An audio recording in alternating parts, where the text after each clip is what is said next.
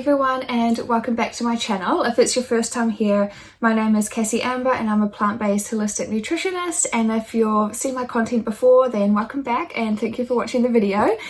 Today I've got a food photo shoot this afternoon, so I thought I'd do a video while I'm all dressed up and did my hair and makeup to kill two birds with one stone.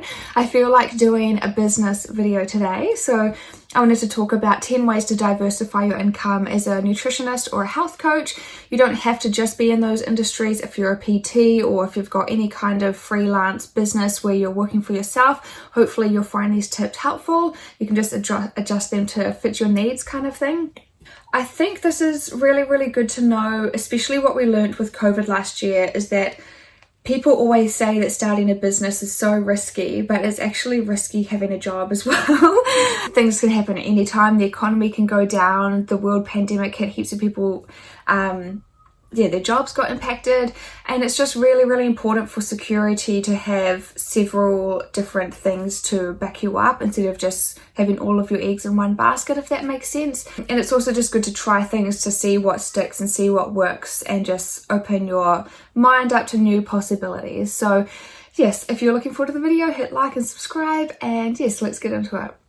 So number one is hosting your own event. So this could be a talk that you do, and you could do it maybe in a health cafe or a health store if they've got the right kind of seating, even like in a yoga center or something like that, or at a gym. So that can be a really good way. You can advertise it through their email newsletter or posters on the windows and stuff and reach their market, and then you could have a ticketed event where they pay to attend. That's another good one. Before I left New Zealand to move to Australia, I held my first cooking workshop, so that was really awesome. It was kind of in this, I call it like hippie accommodation out in the bush, and it was all natural and the kitchen was all wooden, and it was just the perfect kind of scenery and set up for my kind of food with what I was doing, because it's all plant-based and natural stuff. So that's a really good way to connect with people and just do something new. So hosting an event is a great way to get started. Number two is one-on-one clients. So currently with my setup, I work half the week in a health store and I spend half the week working on my own nutrition business. So that works really well because the industries are interrelated. There's a practitioner room at my work, so I can advertise myself. I've got my business cards on the bench there. I can advertise myself on their Facebook page, and then if I have clients, I can recommend certain ingredients that may be in my meal plan. So that's a really good way to do it. And the thing with one-on-one clients is that you're trading an hour of your time, or however long the appointment is, for money. Depending on what location you're doing, you can also do supermarket tours. I thought that was a good idea to add to my own packages.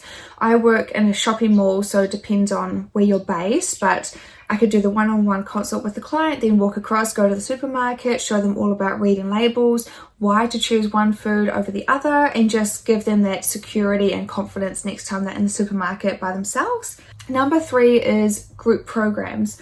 So these are a great way to reach more people, and it makes it more affordable for them. So instead of one person paying you for an hour of your time, you do one set of work that might be for 4 weeks, 6 weeks, or 8 weeks, or however long you want to make it, and you can reach as many people as possible. So we have Facebook groups, because I run a few of these a year. We've got a Facebook group. I've partnered up with a personal trainer, so I do all the meal plans, I do all the nutrition videos and all the education around that kind of stuff, and she does all the training programs and workout guides and all the education around that, around fitness, and then we share all the mindset stuff. So we thought that was a really great setup, so we can cover everything, and the people who attend can all connect with each other, support each other, share their challenges, share their wins, and it's just a really fun way to do it and makes everyone a lot more relaxed and excited. So group programs are awesome.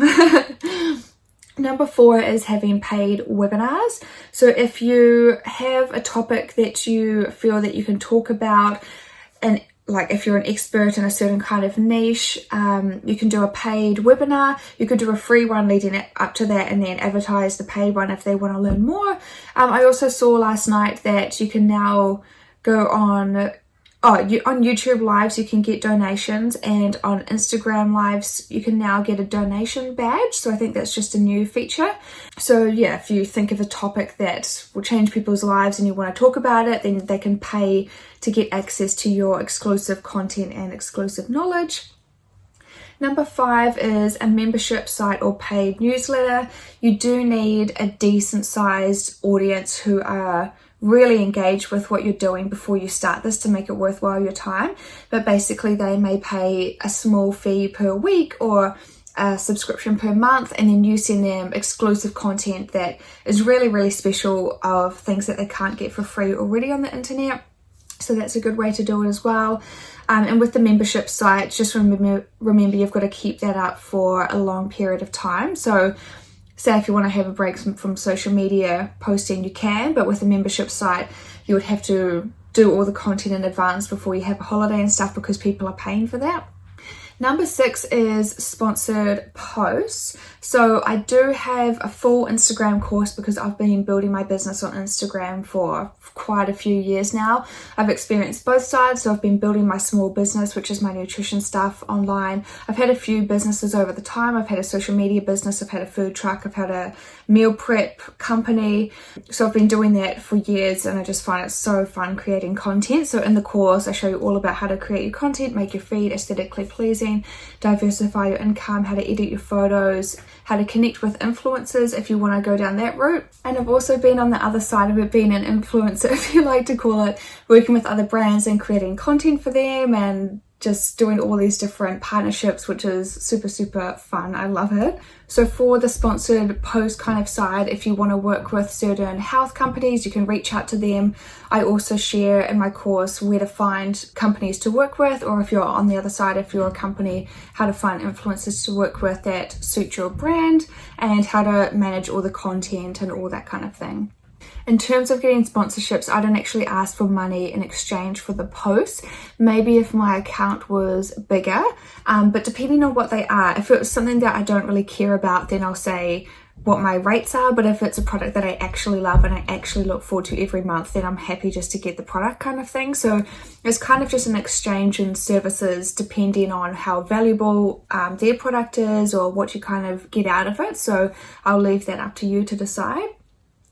Number 7 is affiliate marketing. So from a nutrition or health standpoint, if you find companies that align with your values, so at the moment I'm an affiliate for a healthy snack company who deliver all these boxes of goodies right to your doorstep every single month. So that works because it introduces people to new brands, and I've got really, really high quality products in there. And it's really, really nice for self-care as well. I'm also an affiliate for a vitamin company, so that works in line with what my business is all about. And then I'm also an affiliate for a protein and greens powder company. So I create a range of content around all those different things. I might create a recipe with the protein in it, or I'll take some photos of the vitamins and share what's in my vitamin pack this month, and send it out to my email list and social media feeds and all that kind of thing. So it's all about just getting your brand out there, but make sure it's products that you actually use. Like with these products, with the protein, I've been with them for years now. They even invited me on my own retreat, which was amazing. And with the other ones, they're still quite new. I've only been with them for a few months, but absolutely love the product. So don't just promote things because they're there. Make sure you pick out what brands are actually quality, check the ingredients list, check the company culture, all that kind of thing, because you want to be promoting things that are actually going to benefit your audience. Number 8 is digital products. These ones are really easy and really fun to do. It is time consuming, but you can do ebooks, you can do nutrition guides.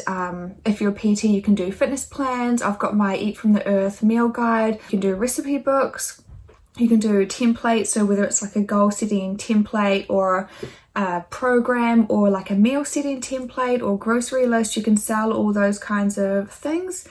I also mentioned this in my Instagram course as well, so I share what platforms I use to sell them, how I list it on my website, all the payment gateways, all that kind of thing, because you can do, for programs, you can do monthly direct debits from your customers, or for digital guides, because they're pretty cheap anyway, they can just pay up front, but I share about how to do all of that. The other benefit of a digital product is that there's no cost apart from the time invested. Say if you were to write a book, because I've looked at making my own recipe book for ages, it's so expensive to get it printed, and then even once you've got that, you need storage space for all the books, then you need to head to the post office all the time or hire people to do that, to send off all the new products and things that people have bought from you. And then it's money and postage and shipping and all of that kind of thing. But with the digital product, you just make it on the computer, you can work on it at any time, and it's just a file. So it's really, really good, especially if you're just starting out and want to get used to all this kind of thing. Number 9 is creating recipes or making content for other companies, because I love cooking and taking beautiful photos of the food and all that kind of thing. I love getting sent vegan ingredients on the mail, so I've been sent different cooking oils or balsamic vinegars or just all these different products, and then if I make a recipe and then I share it on my website, I send it out to my email list, put it on my social media, so it's great exposure for the company. They can also list that on their website and use all of the content photos as well. So depending on if cooking is your kind of thing, that's a really good option to do. Otherwise, just making content for the company, so if it's copywriting or just writing about the product or any of that kind of thing, or giving recommendations if you've tried the product, all of those would work so that you can collaborate with other companies and create epic things together. Number 10 is just random freelance work. So whether you want to do a talk in schools to teach kids about healthy eating, whether you want to do corporate wellness and go around to different offices and teach people who are very career driven, they may be workaholics, they may never pack their lunch, they may not go to the gym or anything, teaching those kinds of people how to really up level in their health and wellness. I had someone actually email me a week ago and she asked me to do a product comparison. So this was completely out of the blue, but she was looking at different products from all these different companies. She didn't know what probiotics to buy. There was different greens and reds powders and protein powders, and she didn't know what one is the best. So I just charged her for like an hour or 1.5 hours of my time, and I went through and created a little report and a comparison and what was good or bad about each product, so she can kind of see what products would suit her best. So that was really different, but yeah, people are interested in that kind of thing as well. Then you can also promote yourself in health stores, gyms, or in Facebook groups and all that kind of thing as well. So that's all of the tips for you. I just wanted to say you do need to be utilizing social media to the best of your ability.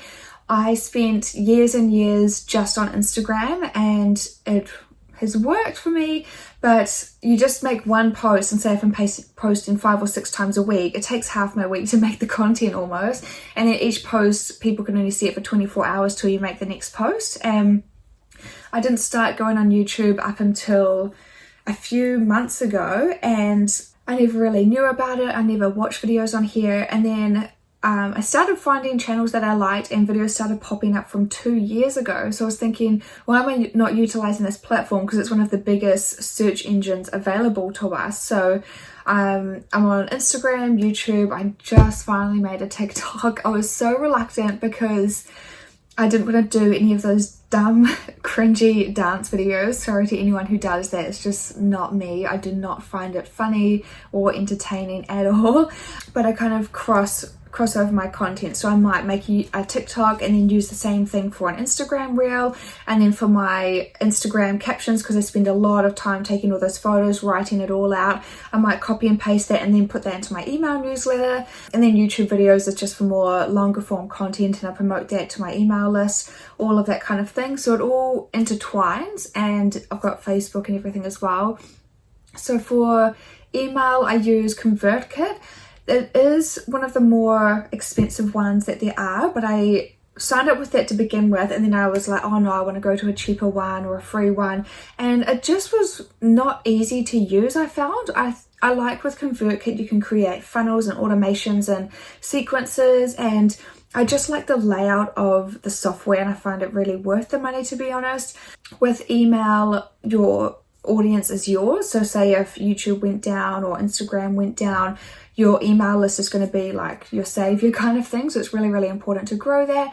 So I'll put links to my Instagram course, email provider below.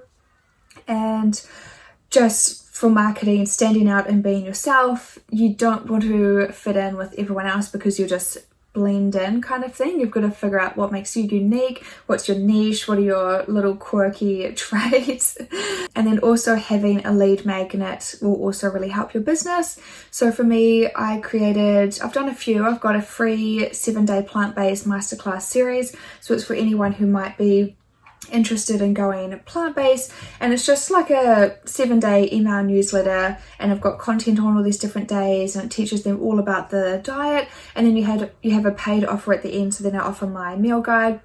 For people who aren't interested in plant-based, I just made a free 7-day real food real quick challenge. So it's just about opting for more natural foods. It teaches them about gut health, common weight loss mistakes, and just sharing a bit of your knowledge for free, then having your paid offer at the end, which for me is my Eat from the Earth meal guide. So I hope you found this video helpful. There's lots of different things. Sometimes my brain feels like there's a million things going on at once, but once you start thinking of ideas, you just get more and more ideas, and it's just so fun just doing what you love. So I hope you found this helpful. I hope it will help grow your business. You can find me on Instagram at CassieAmber. If you're not following my channel already, then hit subscribe and like this video if you enjoyed the content. And then comment below what your biggest struggle is with growing or starting your health business. It would be really, really interesting to read. So yes, let's connect in the comments, and thank you for watching.